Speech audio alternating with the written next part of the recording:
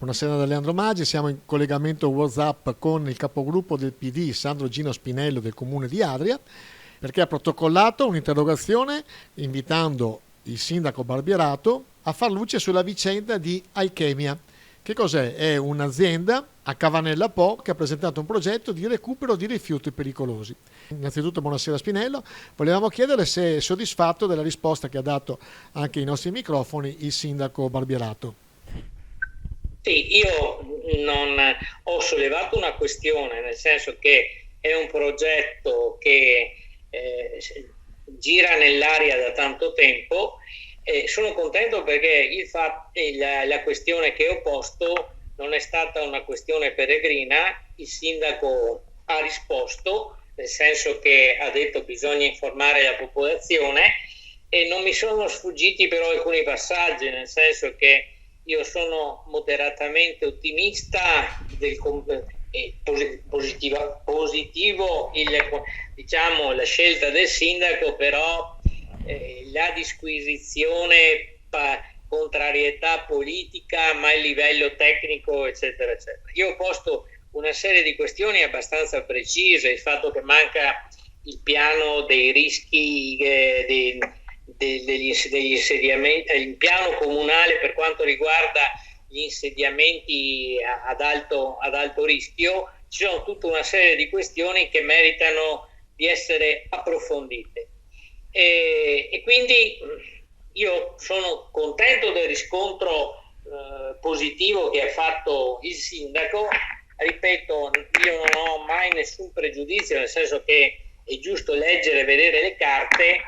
Io ho fatto anche questa volta accesso agli atti non all'amministrazione comunale, perché non sapevo se l'amministrazione comunale ne fosse in possesso. Mi pare che ne fosse in possesso, ma resta l'amaro in bocca che i presupposti, diciamo, e la sensibilità anche su certe tematiche che sono stati presupposti di elezione a Barbierato sindaco, anche in questo modo, in questa situazione sono stati esauditi.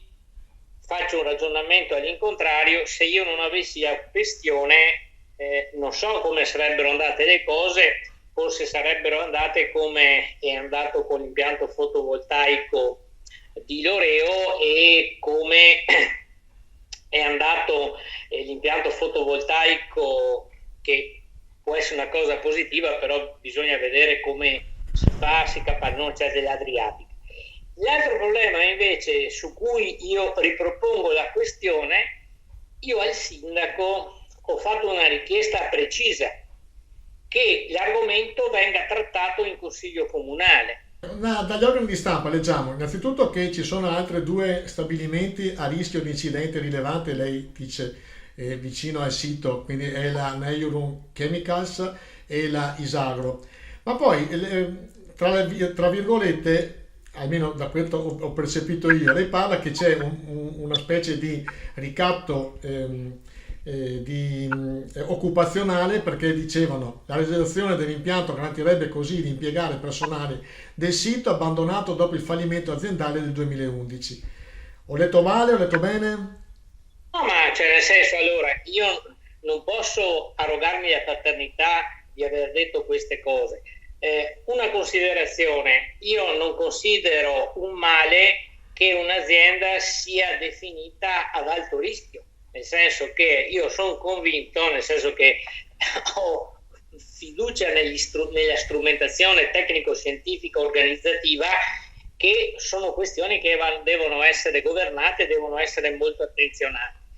Perché io parlo di ricatto occupazionale? Perché ho proprio citato quello che nella relazione di Alchemia sta scritto, nel senso che se non viene approvato questo progetto come noi lo abbiamo presentato, lo stabilimento starà lì e non ci sarà nessun altro insediamento, quindi nessuna altra possibilità di impiegare il personale. Badate bene che è un'azienda ferma dal 2011. Io mi auguro che quei dipendenti che hanno smesso di lavorare per Alchemia nel 2011 qualche alternativa l'abbiano trovata, perché sarebbe davvero drammatico. Però se scrivono questo loro, cioè nel senso che se non ci approvate il progetto, il sito starà lì e non è prevista nessuna altra scelta alternativa se non quel progetto. Cioè, è difficile definirlo in maniera diversa.